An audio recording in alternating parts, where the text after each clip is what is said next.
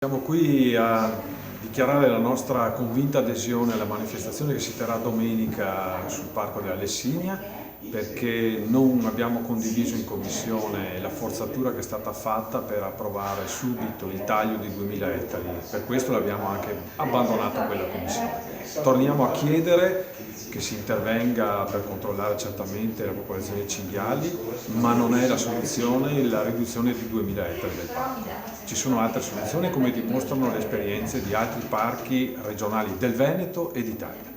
2000 ettari sottratti ai vincoli di tutela ambientale, di tutela della fauna selvatica, quindi certi vincoli del piano ambientale spariranno, quindi ci potranno essere degli appetiti, diciamo, per quanto riguarda la cementificazione, ma soprattutto per quanto riguarda la caccia, e quindi con la scusa del cinghiale poi alla fine andranno a caccia di circa una cinquantina di specie di animali selvatici previsti al calendario venatorio. È un gran peccato perché siamo una regione dove abbiamo una media del 5% del territorio protetto a parco contro una media nazionale che è doppia, quasi del 10%.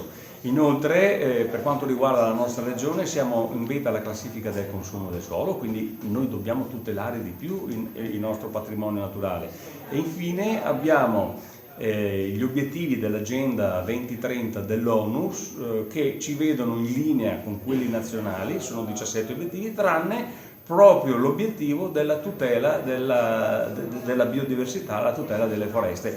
Quindi siamo indietro un po' su tutti gli indici, siamo pecora nera per quanto riguarda l'obiettivo tutela dell'ambiente ONU, siamo pecora nera per quanto riguarda il consumo del suolo, siamo molto indietro sulla tutela dei parchi. La politica regionale che sa leggere questi segnali, questi indici, dovrebbe dire aumentiamo la superficie dei parchi, non andiamo a toglierla. In una regione tra l'altro che sta soffrendo molto dei cambiamenti climatici e che in una sola notte, il 28 ottobre del 2018, ha perso 28.000 ettari di foreste e di bosco.